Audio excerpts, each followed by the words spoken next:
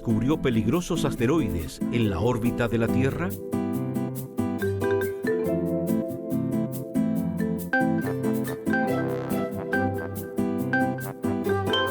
La respuesta correcta es C.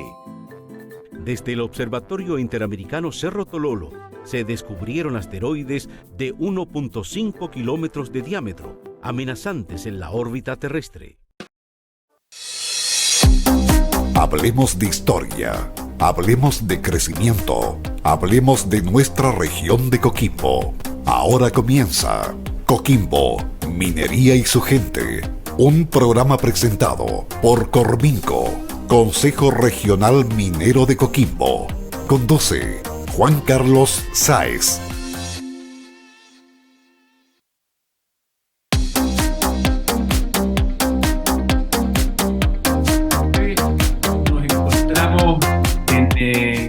En esta señal para poder contarles un poco de la visión de la industria, de cómo estamos viendo lo que tenemos a futuro.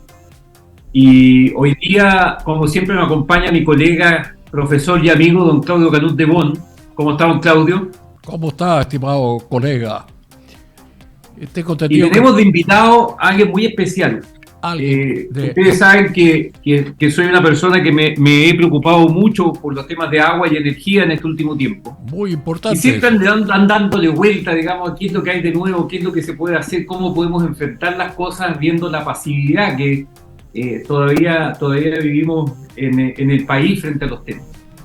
Y de un grupo del cual participo, de muy buena gente, que se llama Minería Ética, que depende del Colegio de Ingenieros de Minas de Chile, conocí a Rolf Fiebig.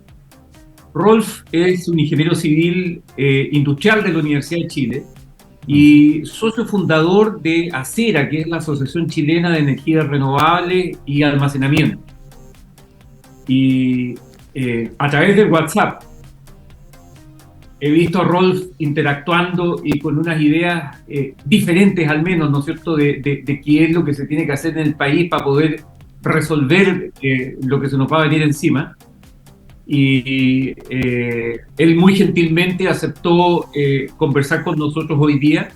Así que desde ya un saludo muy grande, querido Rolf, y siéntate como en casa porque así somos los coquimbanos, ¿no es cierto?, y los mineros.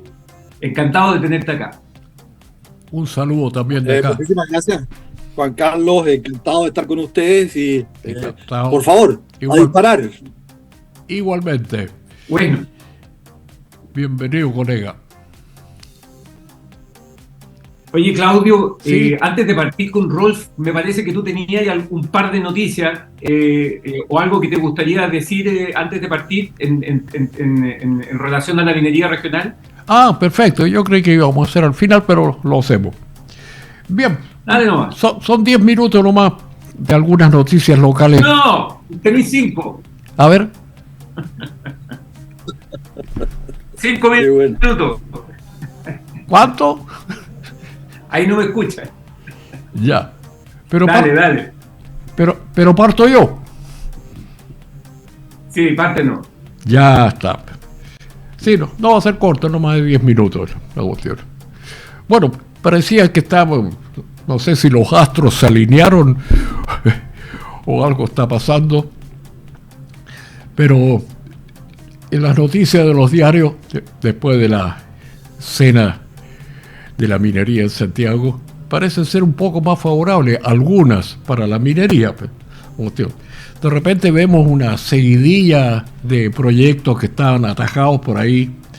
Ya vimos el proyecto Puquio acá en La Hiera, el proyecto Arquero que están aprobados, proyecto Puquios también al interior del Iquero, los dos de cobre, Arquero mina subterránea, Puquio mina rajo abierto. Y también, digamos, en la mina El Soldado se aprobó también algunas instalaciones, así que de repente estamos muy bien, aparentemente, y también el discurso de la primera autoridad del país en la cena anual de minería, realmente agradeció que lo recibieran bien, porque el año pasado lo recibieron un poco duro, pero tenemos que, él habló de que va a apoyar el proyecto de la fundición de Paipote, cosa que nos tranquiliza a nosotros en mediana y pequeña minería de aquí en la zona norte, Antofagasta, Atacama, Coquimbo, Aconcagua, y también que la minería va a hacer una serie de modificaciones. Están hablando de disminuir toda esa cantidad de permisos, la permisología que tiene que cumplir un proyecto minero, que demora a veces hasta 9 años.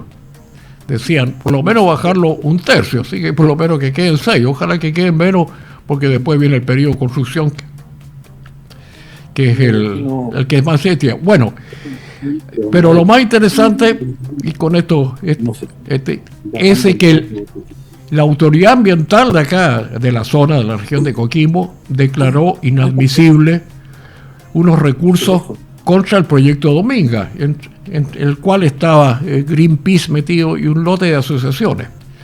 Lo curioso de la noticia, que había instalado, desde el punto de vista computacional, todo un proceso para oponerse a Dominga, ¿cómo se llama?, en la cual había que meterse en un sitio web, y 104.588 solicitudes de invalidación para el proyecto Dominga, en un proceso organizado por entidades que no están ni ahí con la minería, y tampoco parece que están con ningún cargo de conciencia de mantener en una situación económica muy ajustada, por no decir pobreza, a toda la región norte de la región de Coquimbo.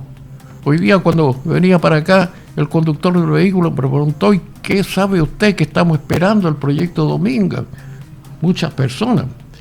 104.000 solicitudes organizadas, bastaba para inscribir eso, completar un formulario, colocar nombre, apellido, email, teléfono del interesado, para generar una solicitud inmediata de invalidación de lo que estaba haciendo los trámites una empresa que quiere dar trabajo, producción y pagar impuestos que tanto se necesitan ahora.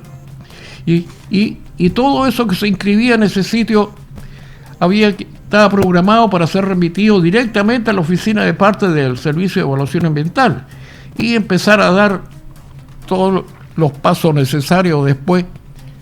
Pero 104.000 solicitudes de invalidación significa que detrás de nosotros hay una fuerza oscura que está trabajando silenciosamente en contra de las necesidades de trabajo que necesita la región del norte de nuestra zona.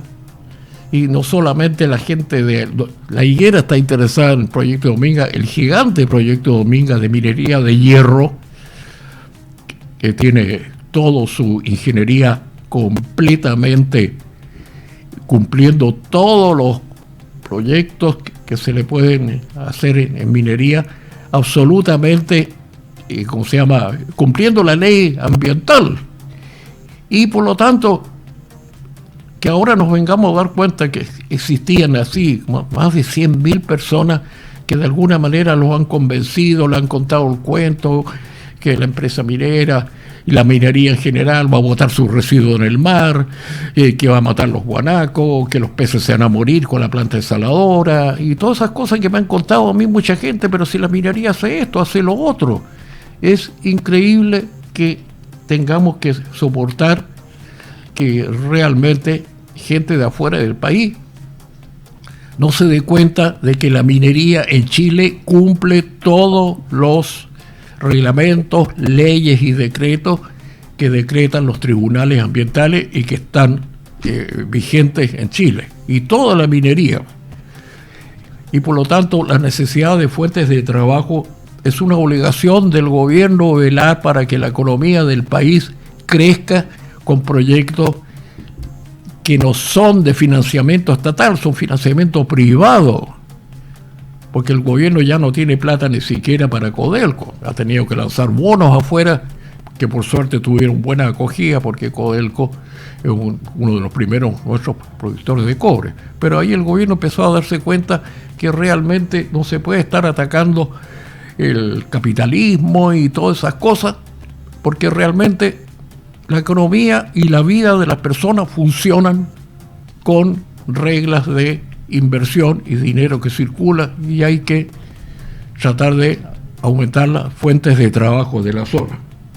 Por lo tanto, por un lado vemos que pequeñas minas, proyectos mineros van saliendo adelante, pero el proyecto Dominga, que vendría a resucitar, y con esto termino, todo lo que es y fue la región de hierro, la primera del país desde el año 1915, vamos a resucitar la zona norte con un gran proyecto de exportación de fierro, que también tiene un pequeño proyecto de exportación de cobre, porque el cobre se va a disparar sus precios en los próximos años. Vi un gráfico que me envió el colega, y que realmente las proyecciones que hace Colchilco, la Corporación Chilena del Cobre, y otras instituciones, el cobre del año 25-26 se dispara sobre $4 la libra, según los estudios de ellos. Y nosotros queremos ver que las empresas mineras tengan una vía económica sana, que les permita trabajar financieramente, generar riqueza y dar trabajo. En este momento toda la gente pide trabajo, fuentes de trabajo, levantar la economía. Oiga, Claudio. Ya.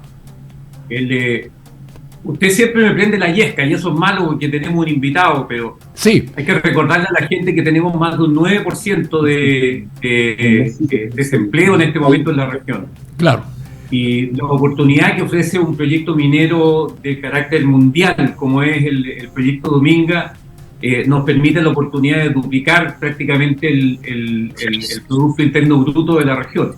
Sin ese proyecto, y a pesar de los grandes proyectos que manejan compañías como Pelambres y CAP y Teclan de Acollo, va a ser muy difícil que la región remonte, porque no tiene otros negocios que sean igual de buenos. La agricultura está 54%, se ha destruido la capacidad de generación de cultivos agrícolas en la región, y eso significa que hay re poco a que echarle mano. El turismo no es suficiente. Por lo tanto, hay que pensar muy bien, ¿no es cierto?, las actitudes de cada uno y darse cuenta de para dónde va la cosa, ¿no es cierto?, y qué es lo que podemos perder y qué podemos ganar con una cosa y con otra. Bueno, ya. Dicho eso, es. Yo quiero llevar a la gente, a nuestros amigos, a revisar un par de conceptos. Me topé el otro día con un documento muy interesante que está hecho por el Ministerio de Obras Públicas en el año 2016, y se trata del Atlas del Agua. No sé, Rol, si tú lo conocís, pero bien interesante, porque es la primera vez que encuentro en un solo lugar, digamos, todas las cifras reales con respecto a quién es quién y qué es qué con respecto al agua. En Chile, del total de agua disponible en el territorio nacional, se estima que el 82% es utilizado por el sector agropecuario, un 7% por el área industrial, un 3% por la minería y 8% es utilizado para los servicios de agua potable y saneamiento. Y 3%. Estas son cifras del año 2016, así que ustedes pueden extrapolar al año 2023. Entre desastre y desastre, digamos, pueden ir quedando, pero definitivamente así es como se reparte la torta del agua. Eso es lo primero. Y eso me sirve para desmitificar, ¿no es cierto?, la posición de cada uno. 82% la agricultura, 3% la minería, 7% las otras áreas industriales y 8% para los servicios de agua potable y saneamiento. 3%. Después de eso, un dato que en este momento es también relevante. Fíjense ustedes que per cápita en Chile tenemos 51.218 metros cúbicos por persona por año de agua. 51.218 metros cúbicos por persona por año. Esto es el año 2016.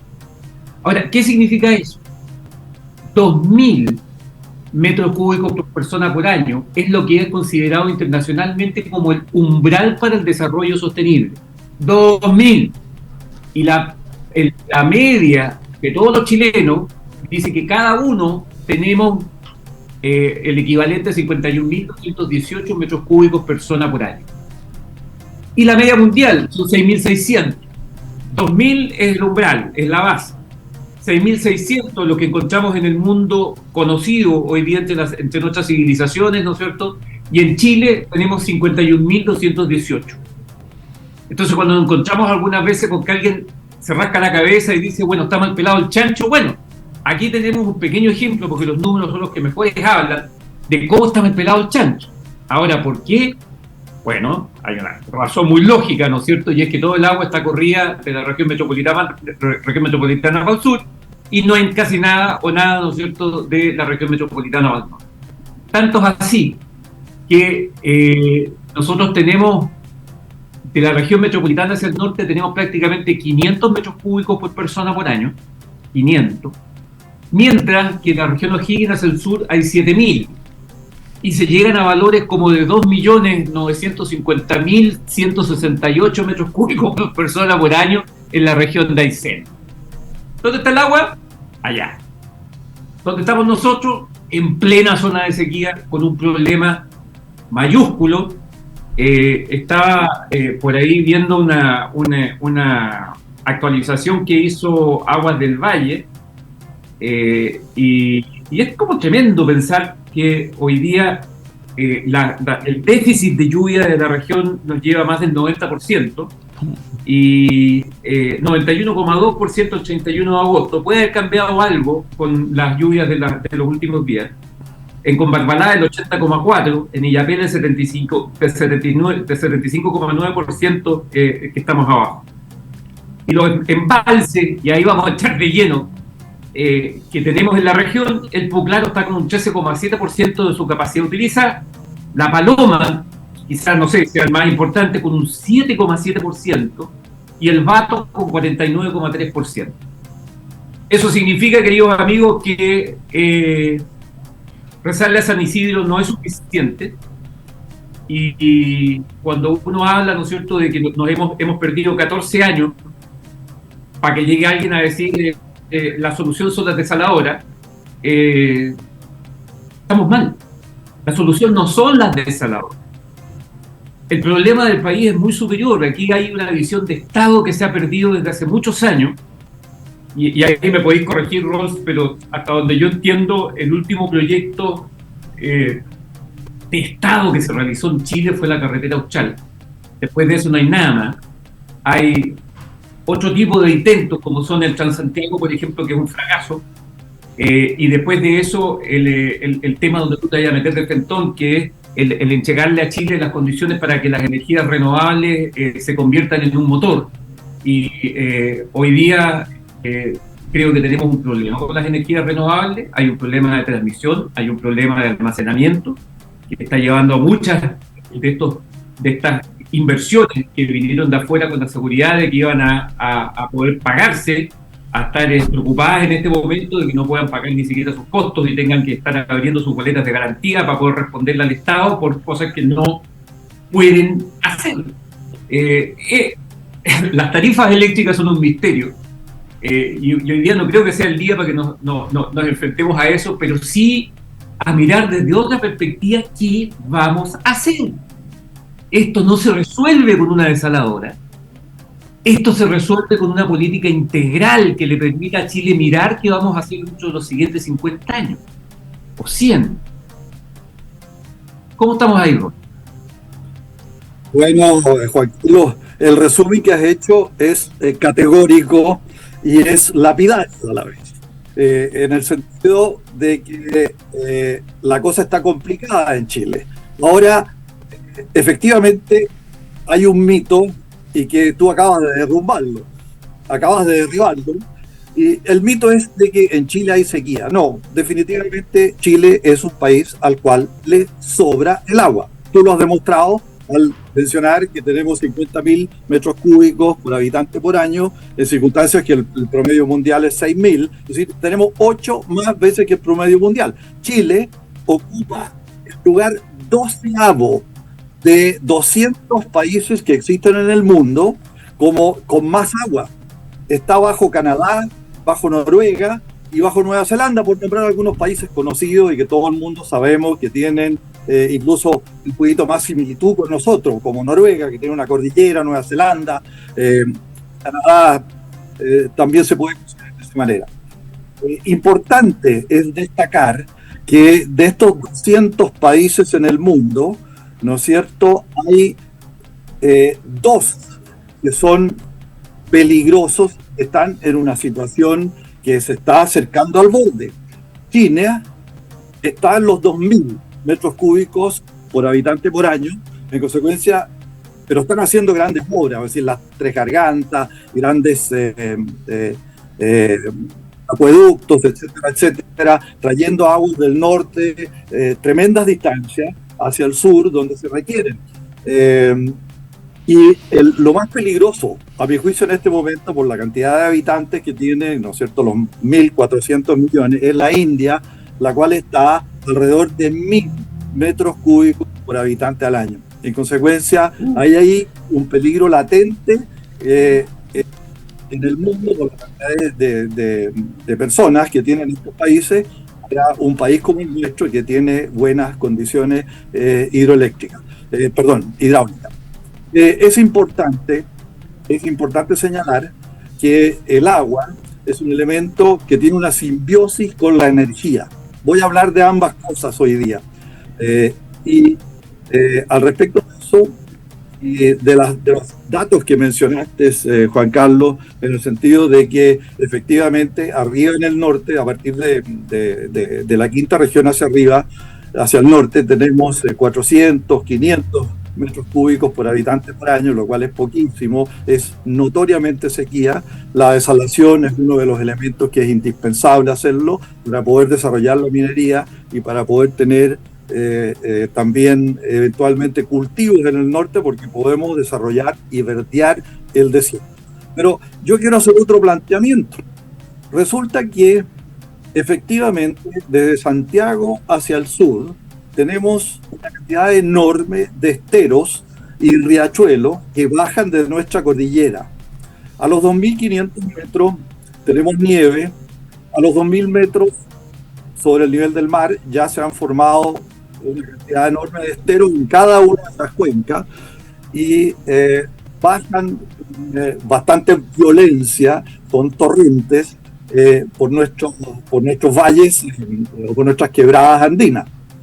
Y Rolf, el grave problema... Perdona un segundo, ¿tienes algún micrófono conectado, Hecha? Porque estás con un retorno muy grande.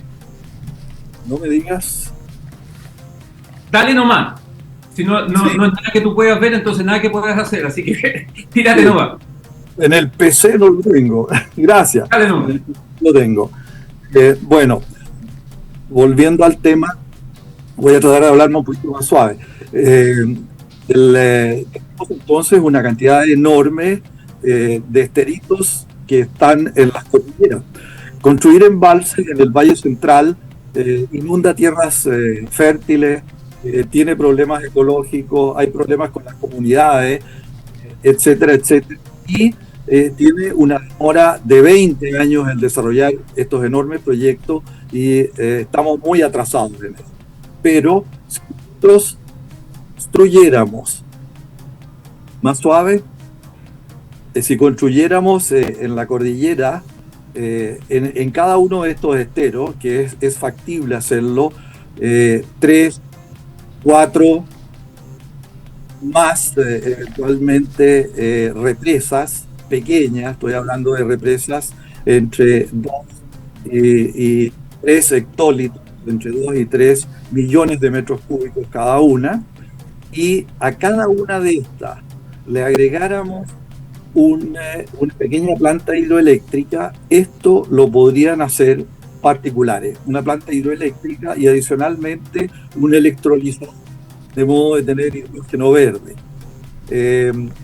Si nosotros tenemos en cuenta que en invierno y en primavera, en el sur específicamente, de Santiago al sur, se pierden cantidades enormes de agua debido a que no se embalsan, que van a dar directamente al mar sin ser aprovechadas, ni para riego, ni para generación eléctrica y absolutamente para nada. Hay algunos defensores de los humedales que dicen que no se pueden, que se puede correr el riesgo de que estos humedales sufran, estos ecosistemas sufran, pero no es así, porque evidentemente que en el invierno en el sur estos humedales se transforman en lagunas, ya no son humedales, simplemente si son enormes lagunas. En consecuencia, si uno lo regulara con represas, cambiaría radicalmente y mejoraría sustancialmente la situación también de los humedales. La posibilidad de generación, perdón, vamos a partir por las aguas, que creo que es lo más importante porque es vida, notoriamente. Una plantita hidroeléctrica, una represa en la cordillera, tiene además una serie de otras ventajas, ¿no? Que es no solo al acumular el agua de invierno y de primavera, podemos apagar incendios en el verano, tenemos agua potable, podemos recuperar superficies de riego que hasta en el sur se están perdiendo. Y un tema que quiero mencionar es que es súper interesante desarrollar un proyecto, es un megaproyecto, es como la muralla china, es como construir la carretera austral que hizo el gobierno militar hasta el norte, porque Chile tiene otro problema, y es que hay una falta de 12.000 a 12.500 kilómetros de carreteras. Esto es un dato mencionado por la Cámara Chilena de la Construcción. En consecuencia, Perdona que te interrumpa, pero ahora sí que se perdió un poco la señal y te perdí la última cifra por lo menos. ¿Cuál cifra se perdió? Te perdí el último párrafo que estabas comentando, re interesante. Los 1.700 y ahí me quedé. Ok, bueno, sí. La posibilidad de construir una carretera, ¿no es cierto?, que sea algo similar, una carretera desde el norte, desde el sur al norte, para que sea por la cordillera andina, ¿no es cierto?, para evitar problemas de conectividad como los que hemos tenido ahora con las inundaciones, que hemos visto claramente graves dificultades que generan las inundaciones, y donde las requisitas de esto significarían también un paliativo, mitigarían los problemas, evitarían aluviones, evitarían inundaciones, evitarían pérdidas de vidas humanas, etcétera, etcétera. Entonces, el planteamiento es: construyamos una carretera de sur a norte, que vaya recogiendo en un acueducto soterrado bajo tierra de la carretera misma, una carretera andina, yo llamo la ruta andina, hasta llegar a Iquique, ojalá, de modo que podamos poner agua para la población. Ya, Rolf, déjame hacerte una pregunta ahí y veamos si se te despeja un poco el audio. Y lo que te sugiero es que apagues el video, porque eso también puede estar consumiéndote demasiado en el show. Detener el video. Pero con eso a lo mejor podemos mejorar el audio un poco. Ahí. Veamos cómo funcionamos ahí. Ahora, lo que tú estás proponiendo es una carretera hídrica, además de un conjunto de embalses pequeños. Efectivamente, Juan Carlos. La idea es construir 4.000, estimación de que pueden ser alrededor de 4.000 pequeñños embalses de alrededor de 3 hectómetros cúbicos, que son 3 millones de metros cúbicos cada uno, que daría una capacidad de almacenaje de 12 hectómetros cúbicos, que equivale a lo que Chile tiene en este momento. Es decir, duplicaríamos 4.000 pequeños embalses o represas la capacidad que tiene en este minuto. Pero como eso está en el sur, y se requiere traerlo al norte para poder equilibrar y aumentar esos 400 metros cúbicos por habitante al año que de Coquimbo para arriba, desde la quinta región, desde la cuarta región hacia arriba, hacia el sur, lo ideal sería traer al menos un acueducto en esa carretera. Ahora, ¿por qué la carretera? Porque solo construir un acueducto desde el sur al norte es una cosa carísima y tiene probablemente una rentabilidad relativamente baja, a pesar de que desde el punto de vista de la vida y del ser humano es sumamente importante.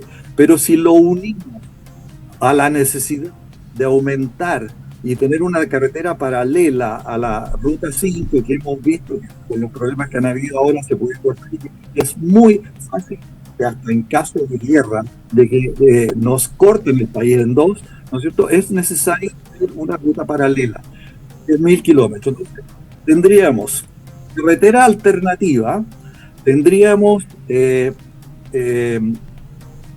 turística, espectacular por la cordillera andina, a pie de monte. Podríamos ponerle un acueducto soterrado para traer agua al norte hasta Arica, pensando en llevar agua potable, porque no podemos tampoco traer enormes cantidades como para riego. Para riego utilicemos lo que tenemos en el energía sobrante de eólicas y de fotovoltaica para desalinizar, desaldar y regar. Asimismo, en esa carretera andina, la idea es traer energía, pequeñas plantitas esas que estarían generando con cada una de las represas.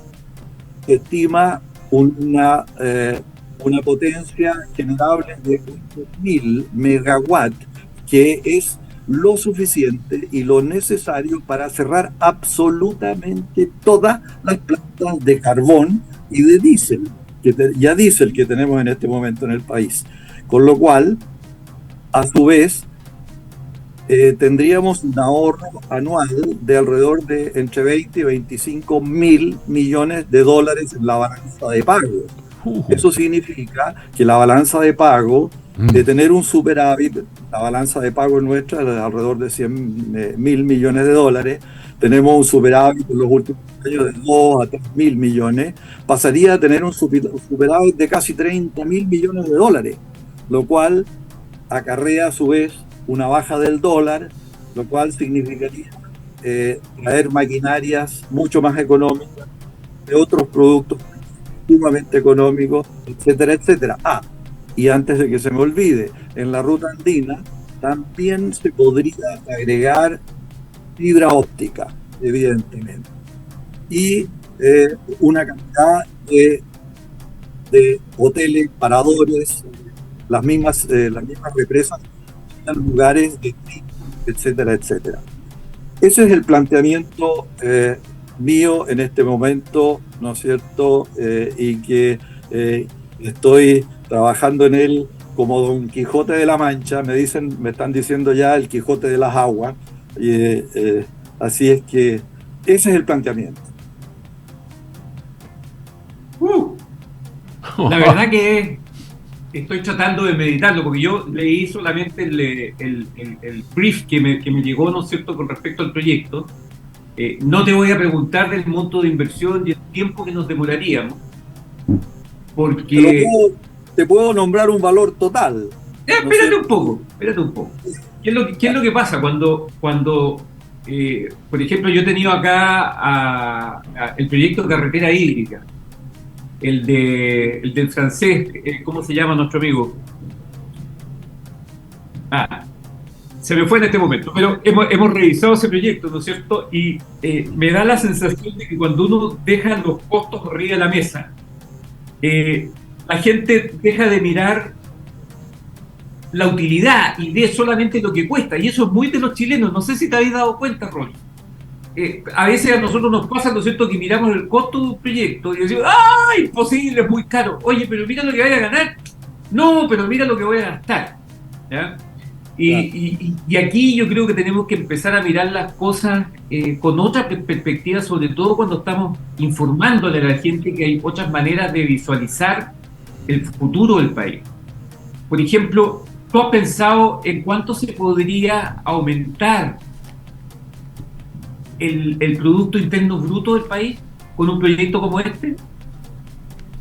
No, no tengo esos cálculos todavía, Juan Carlos.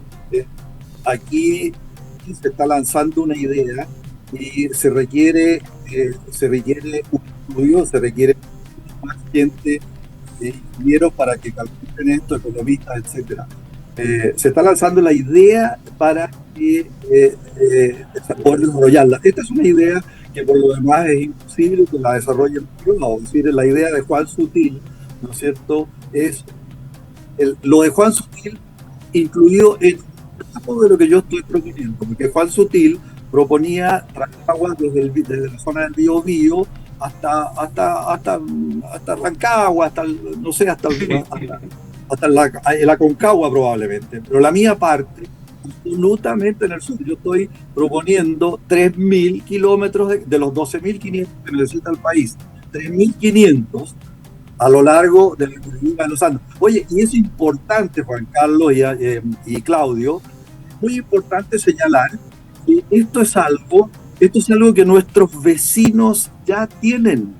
Argentina tiene una carretera por la cordillera de los Andes que tiene 5.000 y tantos kilómetros. Va desde Bolivia hasta el estrecho de Magallanes, ¿no es cierto? Se divide en dos tramos, de la ruta norte, la ruta 40 norte, que parte en Mendoza hacia Salta y hacia Bolivia, y la ruta 40 sur. La idea de las pequeñas represas la está haciendo Argentina. Uno tiene, por ejemplo, el cañón del Atuel, yo lo fui a ver, es decir, ya he comprobado, ¿no es cierto?, que esto es totalmente factible. Nuestros vecinos ya están trabajando en esto. Importante también es señalar que Perú, una carretera que se llama la carretera de la Sierra, que también está dividido en dos tramos, uno que va desde la altura de Lima hasta el norte y la otra que llega hasta la frontera con Chile. Colombia, Ecuador tiene un país mucho más pobre que nosotros, ¿no es cierto? Tiene carretera andina. Colombia tiene carretera andina.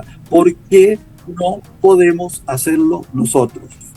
Esa es la gran pregunta que me hago y que me quiebro la cabeza. Mira, nosotros hemos conversado mucho acerca de lo que significa, por ejemplo, algo que me hace mucho sentido, ¿no? Es la carretera marina. Decenas de años de venir conversando lo que significa aumentar la cantidad de puertos y tener pequeños puertos de cabotaje a lo largo de todo el país, ¿no es cierto? Porque este es un país marino. Es andino, pero también es marino. Y siempre me acuerdo de Gastón Fernández, nuestro querido colega abogado, ¿no es cierto?, pero minero de corazón, que siempre nos dice, oye, dejen de hablar de territorio, Chile es un maritorio, donde tenemos que integrar, ¿no es cierto?, una tremenda superficie que nos otorga nuestro mar territorial, las islas aledañas, la Antártida, y empezar a pensar entonces en lo que realmente es Chile. Chile es un país muchísimo más grande de lo que nos han acostumbrado a pensar en términos de una delgada y angosta franja de tierra, porque ya no es así. Desde esa perspectiva, Rolf, yo encuentro fascinante la idea de poder siempre descongestionar. Efectivamente, nosotros tenemos un cordón central, ¿no es cierto?, que es la carretera norte-sur, y no hay nada más. Efectivamente, es una carretera que se quiebra cada cierto tiempo, ¿no es cierto? Y hoy día estamos viendo con horror, por ejemplo, en nuestra región de Coquimbo, que la carretera se interrumpe aquí en un sector, que es el sector de las compañías, y todavía, después de muchísimos años, no hemos sido capaces de resolver qué hacer para poder hacer fluir la carretera de sur a norte y de norte a sur. Está totalmente cortada. Y nos vamos, ¿no es cierto?, a pensar proyectos regionales donde los ministerios que te van a gastar millones y millones en tratar de encontrar una salida, una alternativa para la carretera por encima de la ciudad de La Serena y Coquimbo. Y uno se pone a preguntarse al tiro, o sea, ¿qué estamos pensando? ¿Hay un país o lo que somos pequeños reinitos ahora, ¿no es cierto?, que intentan hacer lo mejor cada uno por su lado y no pensamos de manera eficiente como Estado, como gobierno? Evidentemente, ¿no es cierto?, que si yo quisiera ver el proyecto de la conurbación, de lo que va a pasar aquí en La Serena y Coquimbo la próxima década, 20, 30 años, evita pensarlo no de una forma regional, sino que con un enorme proyecto nacional. Y eso encaja mucho, ¿no es cierto?, con lo que tú nos estás conversando de la posibilidad de tener una carretera alternativa, que sea una carretera andina, ¿no es cierto?, que abra no tan solo la posibilidad de desenmarañar lo que tenemos hoy día en la carretera norte-sur, sino que además de eso abra nuevos pueblos, nuevas comunidades de negocios, ¿no es cierto?, más centrados en la cordillera. Ni qué decir con la minería, porque sería algo francamente fabuloso. Ahora, cuéntame una cosa, Rolf. Cuando tú hablas de embalses pequeños, tú diste una cifra, pero comparado con los embalses que manejamos nosotros, proporcionalmente son un 10% de un embalse grande. ¿Y qué costo tiene eso y cuánto se demora en construir? Bueno, evidentemente que son mucho más baratos, evidentemente, y la gran ventaja es que en 2 años, teóricamente, uno debería poder tenerlos listos. Son 6 meses a 8 meses de ingeniería, un cierto lapso para el suministro. Es decir, yo estoy hablando del embalse o de la represa con la pequeña planta hidroeléctrica, ¿no es cierto?, para que y con la pequeña planta electrolizador, de modo que esto lo tiene que desarrollar el Estado y después concesionarlo. La idea es evidentemente que, bueno, mira, te voy a hablar del valor general de esta muralla, de esta enorme muralla china.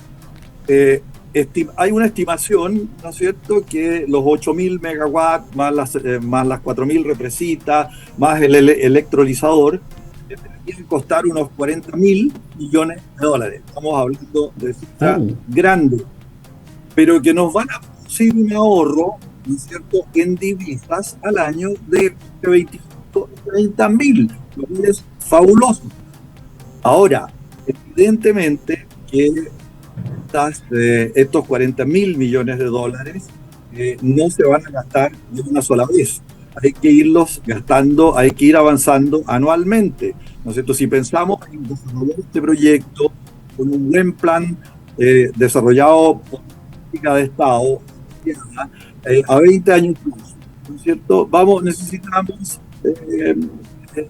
2.000 millones anuales, ¿no es cierto?, para ir al principio se va a requerir evidentemente bastante más, porque es plata que hay que destinarla a las ingenierías, pero eso es lo que va a partir. Ahora, un proyecto de esta naturaleza, Claudio, significa una cantidad de externalidades y ventajas, pero enormes, porque la cantidad de mano de obra, la cantidad de cemento, la cantidad de fierro, de aceros que vendería la CAP, ¿no es cierto? Ustedes en esa zona verían a la CAP en la parte de acerería, que donde no funciona muy bien, solamente la Compañía Minera del Pacífico funciona bien, ¿no es cierto? Pero le cambiaría la vida a la CAP por la cantidad de acero que vendería. Y tú verías obra, ingeniería, hotelería, transporte, en fin, un impulso a la economía, pero ya de altísimo nivel, y que es lo que necesita este país en este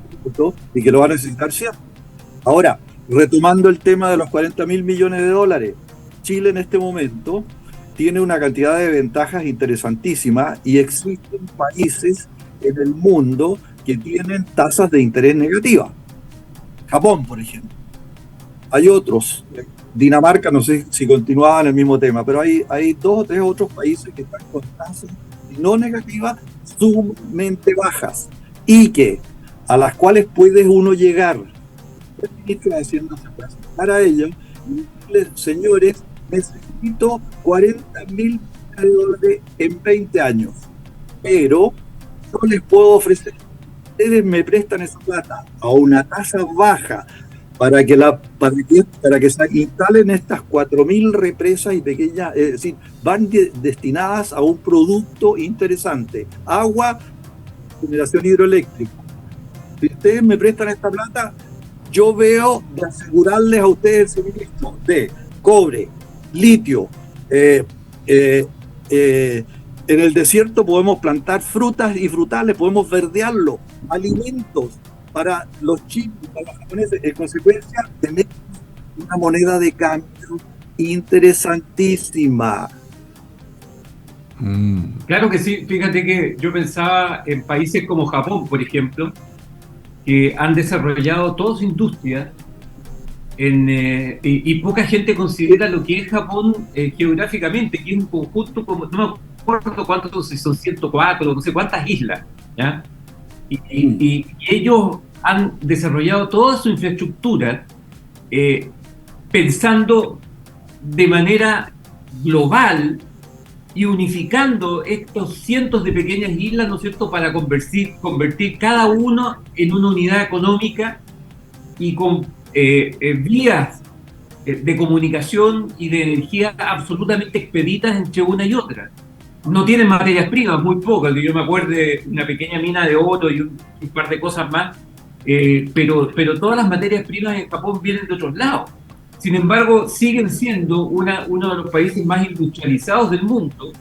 ¿Y por qué? Porque salieron de esta forma de pensar que nosotros en Chile tenemos muy arraigada, que es primero la patronada y segundo la politizada, ¿no es cierto? Y empezaron a pensar en términos de cómo hacer que el país completo participara de la riqueza de su propia gente y de su propia creación.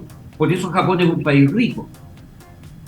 Ojalá nosotros tuviéramos la oportunidad, ¿no es cierto? Más gente tuviera la oportunidad yo he tenido la oportunidad de estar allá y pasearme por algunas islas, qué sé yo. Pero en realidad, más que la parte turística, uno lo que llega a ver como ingeniero, ¿no es cierto?, es la capacidad que tienen de poder montarse y hacer cosas maravillosas por su país, no en el corto plazo, en el mediano plazo, en el largo plazo, después de la Segunda Guerra Mundial, 40, 50 años. Y llegar a ser una economía desarrollada, ¿por qué?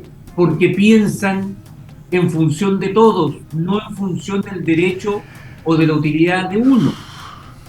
Entonces, hoy día cuando uno piensa, por ejemplo, yo siempre, cuando me quedaba pensando en tu proyecto, Rolf, y decía, bueno, ¿qué ventaja tiene tener un embalse pequeño en vez de uno grande?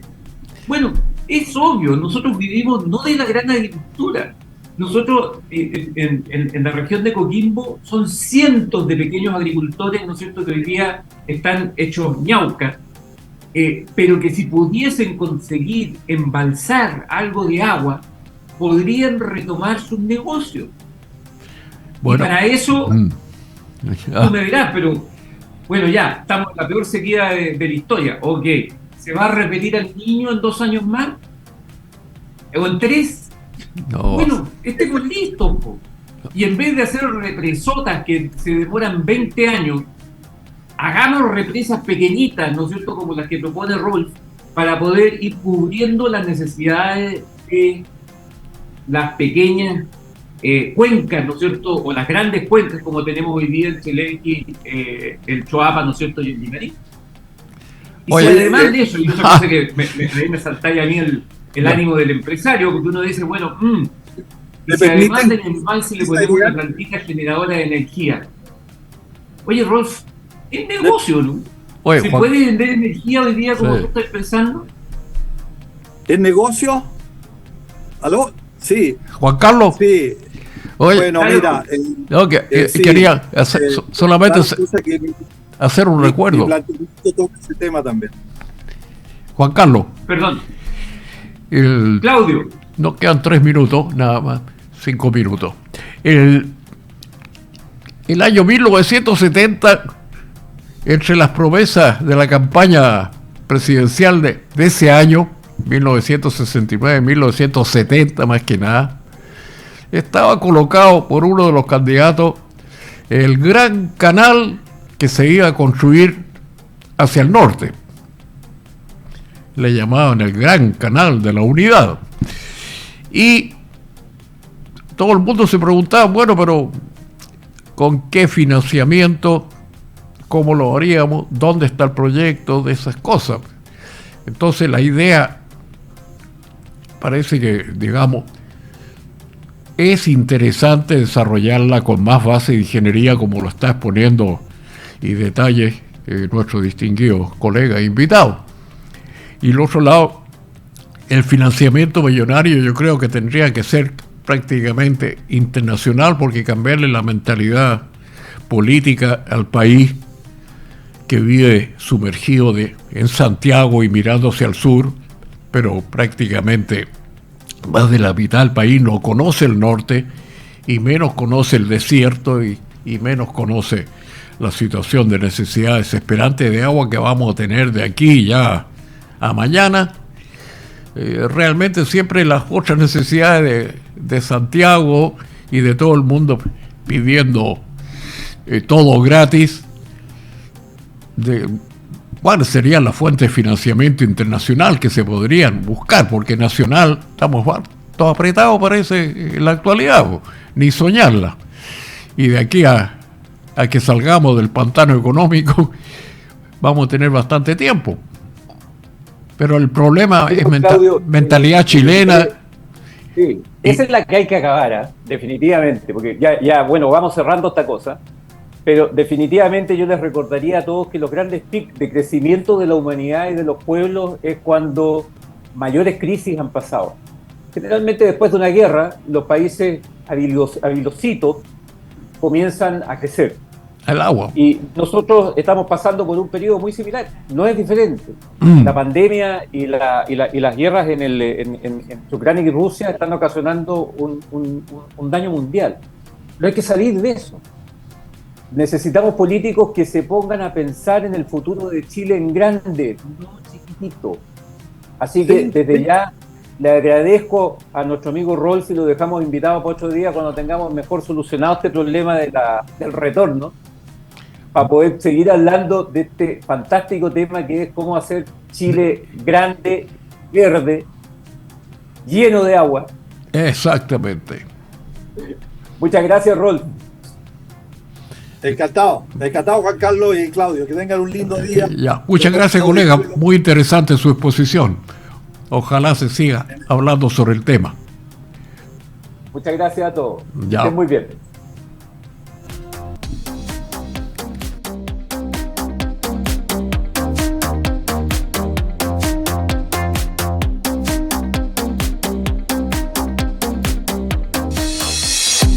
Hemos presentado Coquimbo, Minería y su gente, un programa presentado por Corminco, Consejo Regional Minero de Coquimbo.